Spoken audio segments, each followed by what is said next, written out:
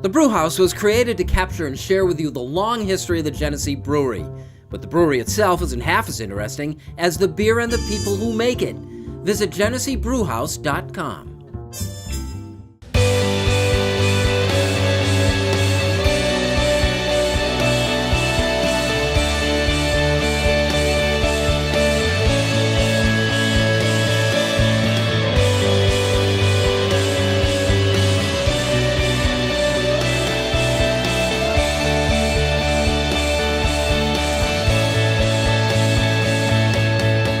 Hello, everyone, and welcome into the original Rochester Press Box presented by the Genesee Brew House. I'm Bill Pucko, and it's happy to be joined once again by Greg Keagle, who is a former Major League pitcher from Horseheads, MCC, and carved out a pretty nice career, now the RIT pitching coach. Nice to have you back. Thanks. Mike Catalana co-hosting. Good to be back. And Pat Duffy. Hey!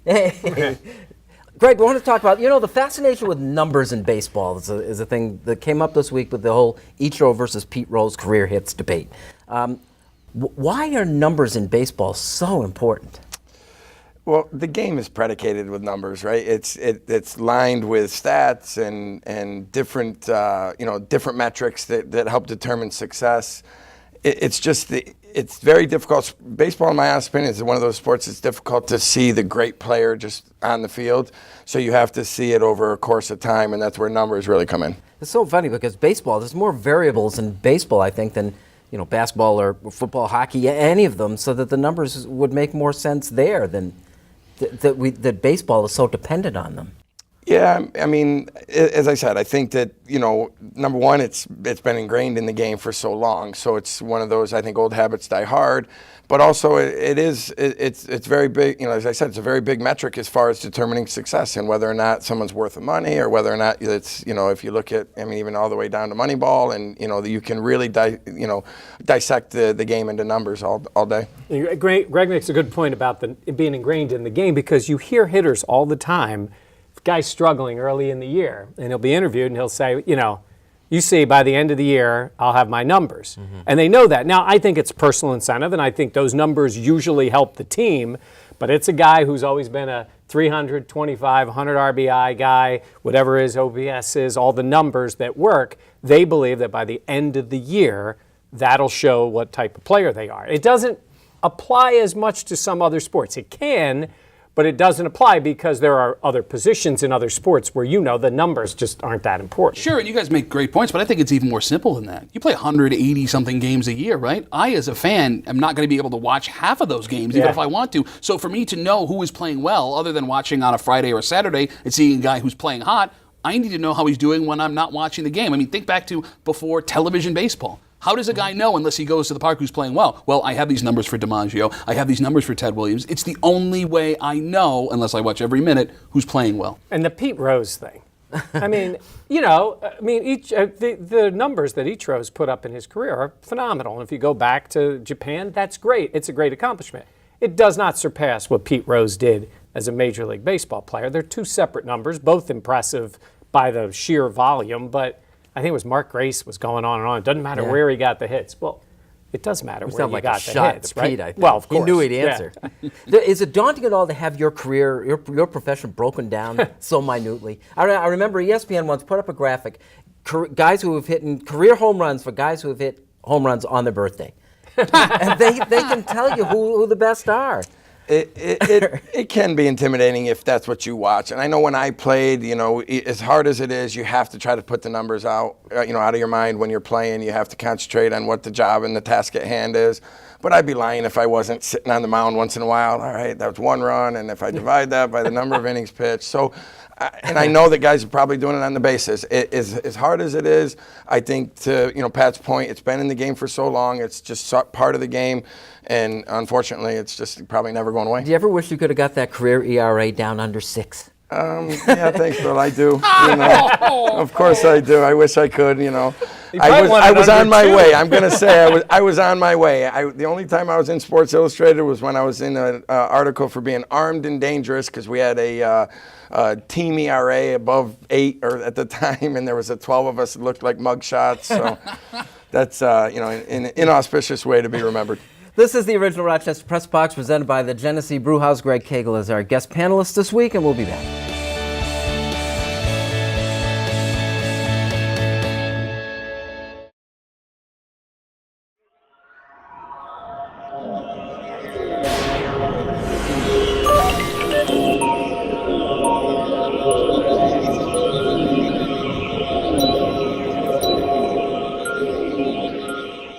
The Hillside family of agencies works with youth and families on their own terms, helping them pursue their own goals, whether at home, work, school, or one of the Hillside campuses, offering encouragement and commitment, standing with families, helping to create a healthy future.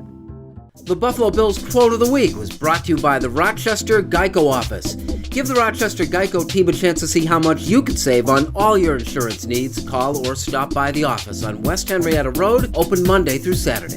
Our Geico Rochester Quote of the Week from Carlos Williams. There is some validity to this, Mike. Okay, right? So he was probably somewhat telling the truth as to how it happened. And Carlos is a good kid, and we enjoy talking to him. He likes to talk when he gets going. Probably a little too honest, because in this day and age, when he's a little honest, like he didn't just say, I'm rehabbing an injury. He didn't say he pseudo blames it on his fiance during the pregnancy. It then becomes a thing. That being separate, you're a running back trying to make it in this league. That was a bad look for him to come into camp. And I think it hurts them when they need another guy. I think they're really depending on him. So one part, the quote, I'll let him go on the quote. But the idea of coming back maybe 30 pounds heavier than his playing weight, that wasn't good. This portion of the original Rochester Press Box is brought to you by the Hillside family of agencies. Draymond Green made a lot of headlines over the last couple of weeks. You know, tough guy, bad guy, dirty player. Which is he, and is he necessary? I mean, is that kind of a guy necessary on a sports team? I think the success of Klay Thompson and Steph Curry proves that it is necessary. I mean, look how well that team is done. Steph Curry and Klay Thompson don't get touched. They don't get harassed. And it's because a guy like Draymond Green takes all of the heat upon himself. I mean, he's a human tornado, and he's going to step over the line. But when you employ a player like that on your team, you're going to have those moments. You look at a guy like LeBron James, who wants to be everything to everyone. He's the one that gets in the dust-up with Draymond Green. He's the one that has to defend teammates when stuff like this happens. I think you need a guy like that, and I think, again, because it's a copycat league of the NBA, you're going to find more teams finding guys like Draymond Green to do that dirty job. I know there are lines to cross. Where is it where a guy becomes counterproductive under those circumstances? You know, I think it all goes to intent. You know, if you play hard and you're assumed to be dirty because you're a hard-nosed player, that's, you know, I want that guy on my team. When intent is to harm or to do bad, I think that's where you run into an issue. So, you know, I agree with Pat. I think that type of a player absolutely enhances a ball club. And as I said, I think as long as you're playing hard within the confines of the rules, you know, God bless you. Yeah, and he's a very good player, too. He's not a goon. I mean, he's not just a guy out there running into people. He is a very effective player, too. Very good all-around player. You could almost make an argument that Steph Curry's the third best all-around player on that team. His scoring and his ball handling is so exceptional. It's what made him the MVP of the league. But Klay Thompson's a phenomenal all-around player. Draymond Green can really play. But on that team, his role is to play and to be the tough guy enforcer for those two skilled guys. You know, how much better did the Bulls get when they added Dennis Rodman? Because he added that element of toughness and that element of hustle. And, you know, do you consider Dennis a dirty player? Maybe off the court, you know, there was some dirt to him perhaps, but, you know, another show. But as far as his play on the court, you know, he was a guy that was on the floor. He was a guy that set the hard picks. It's absolutely necessary to be able to allow a guy like Jordan to not be touched. In your discipline, like Ventura is a good example. I think Kansas City throws at guys almost non-discriminately, cleats up.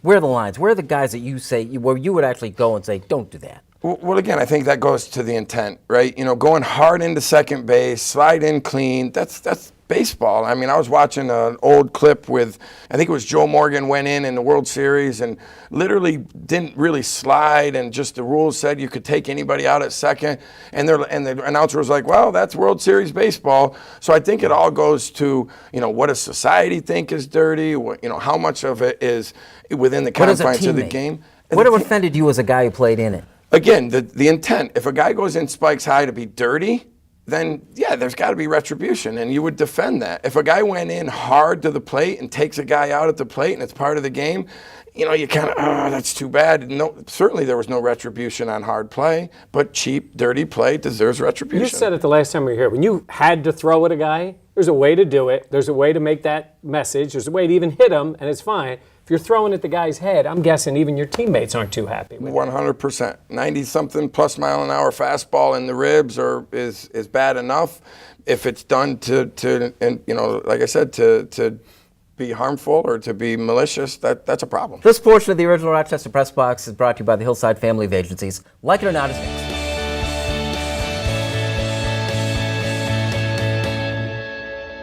As we go to break, it is time for the Turnbull Heating and Air Conditioning Trivia Question of the Week. When you're searching for a local heating and air conditioning contractor, look no further than one of the most reliable teams in the area at Turnbull Heating and Air Conditioning. Is called Turnbull at 343-2005.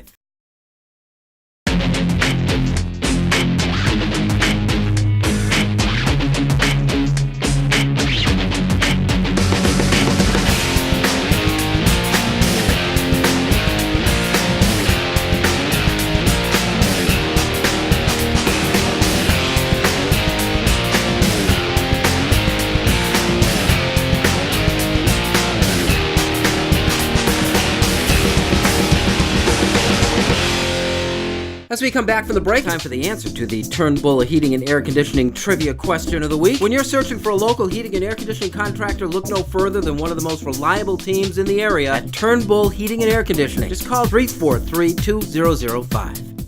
See New York in a whole new way. Amtrak is offering a 15% discount for all travel inside New York State and to Montreal. Visit Amtrak.com for the See New York discount. Safe, comfortable, affordable, and easy. Amtrak. Enjoy the journey. Welcome back to the original Rochester Press Box, presented by the Genesee Brew House. This portion brought to you by Amtrak Trains. Enjoy the journey. Like it or not, Mike, the battle to seemingly make U.S. Open golf courses impossible to play. I don't like it. I don't enjoy it. And I know there's some people that will say, oh, I love seeing them struggle. I do like seeing the players struggle to just tear a course apart. But I don't want to see it be so tricked up, not just difficult, but tricked up that it's hard to watch. Look, I love watching the Masters. They can birdie and eagle holes, and they can fall apart in the Masters, as we saw with Jordan Spieth this past Masters. You watch the PGA. I think the PGA Championship, for viewing purposes, has surpassed the U.S. Open as a more interesting tournament. I love that there are holes set up that way.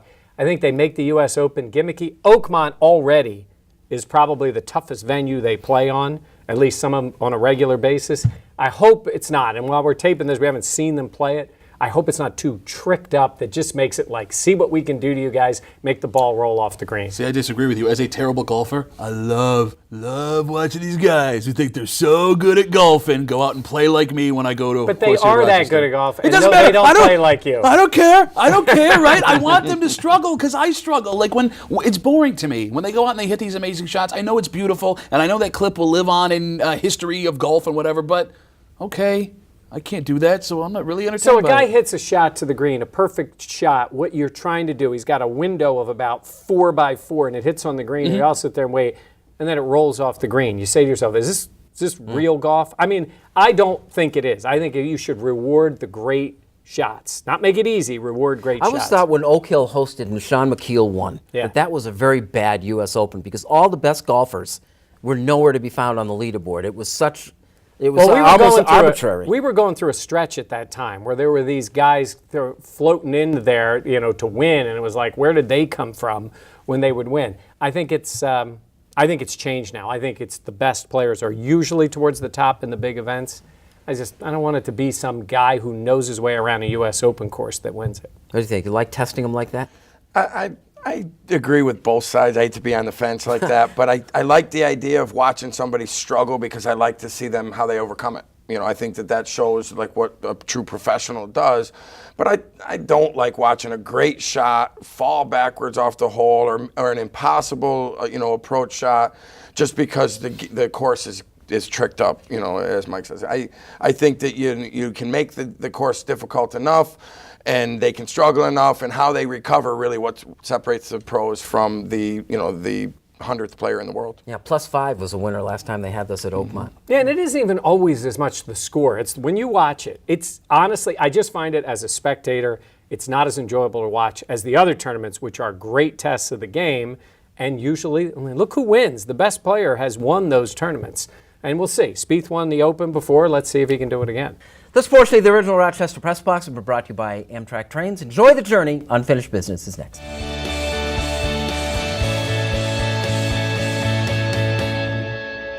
The Rochester Press Box Stat of the Week, brought to you by Cariglio's Pizza, with 5 locations serving the Rochester area. Visit carigliospizza.com today.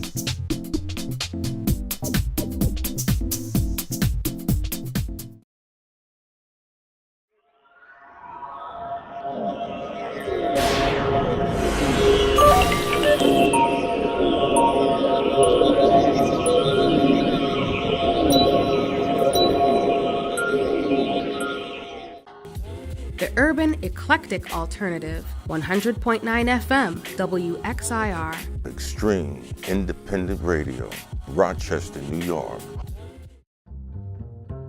Hot chocolate happiness knows no season. Dunkin's irresistible hot chocolates are now available frozen. Indulge in your favorite today. America runs on Dunkin'. Welcome back. This is the original Rochester Press Box presented by the Genesee Brew House. Unfinished Business brought to you by Dunkin' Donuts. America runs on Dunkin'. Pat. So earlier this week, the odds to win the Stanley Cup came out. And I go, of course, and look for the Sabres, and I start at 1, and I start going down. And I start going down, and I start going down. They're at the bottom. They're tied for last, 66-1 to win the Stanley Cup with the Toronto Maple Leafs, a team that tanked this season after criticizing the Sabres for tanking a couple seasons before, but that's a whole other story. Listen. One of two things has happened. Either I am too much of a fan, which could be the case, or these people in Vegas have no idea what they're talking about. You talk about a team in Buffalo with 2 young superstars in Sam Reinhart and Jack Eichel, a guy that's going to be a legitimate NHL captain in Ryan O'Reilly, a guy in Robin Lehner who could be the Matt Murray, goalie for the Pittsburgh Penguins who just won a Stanley Cup, of next season. How are they tied for the last odds in the NHL to win the Stanley Cup? Either the market is too small and there's no respect for a team like that, or they have no idea what the heck they're talking about in Vegas. I promise you, and I know this isn't much of a guarantee, but the Sabres will be minimum 9th out of last place for the season, and I would not be surprised at all if they were a 7th, 8th seed in the Eastern Conference in the playoffs. How does something like this happen? I'd put the money on the Sabres then if I were you. Well, no, once I bet on them, put physical money, then they'll go 66-1 coming last place. There are not too many people who say that Vegas doesn't know what it's talking about. You don't hear that very often. Hockey is the most impossible sport to gamble. Any guy that has ever laid down money on anything knows you don't play hockey like that. The lines are thin, teams change so quickly with the minor league. No, I don't like it. What do you got? Well, I've heard a lot this week about Baylor and what to do with, their program and some of the impropriety that goes on down there. And I guess, my frustration is, when do we put, building champions above winning championships? When is it more important that we talk about, what kind of people we're developing? Should we be bringing in the right kind of athlete that's more about, being, a student first or a positive member of society as opposed to just who's the guy that can run the fastest, jump the highest so that we can win a championship? And I think that, it begins in youth sports. Unfortunately, I see it at 12-year-old baseball where a trophy is more important than a player. And I just think it's wrong. So hopefully, we can see that change. And I think that I don't by no means believe that everybody deserves a trophy. I think, I'm certainly not a participation guy, but I do very much believe in, as I said, you got to build the champion and then the championships come. You're right in it as an assistant coach of the RIT baseball. Simply put, has Baylor's indiscretions been worthy of a death penalty from the NCAA? That's a slippery slope as far as a death penalty, because I'm sure that there's, plenty of people in Baylor that do the right thing every day. But as I said, where do we draw the line on what's more important? And to me, teach the fundamental values of how to treat a woman or how to treat, each other can never go, fall behind winning and losing. At a religious institution, no less. We talked a little earlier about Carlos Williams and coming in overweight, and it was kind of a little bit of a joke, and Rex was referring to it and saying he's got to get ready for training camp. Training camp's starting in a month. Here at St. John Fisher, the Bills have a lot to work on. I will say I'm a little concerned, just in general, about the whole team. Rex was asked about Jim Kelly's comments. Jim Kelly was in an interview, and he said, I believe Rex has got to make the playoffs or he knows he'll be gone. I believe that too. I think Rex believes that too. I think the whole organization knows that, though they shied away from the whole ultimatum thing.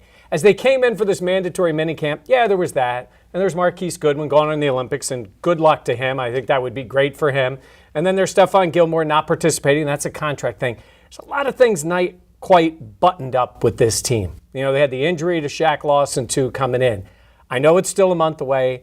I know there's still a lot to go. And I know Rex always says, I'm a half full guy. Well, he better be coming into this camp, because I do believe his job is on the line to prove he can build a team that makes the playoffs.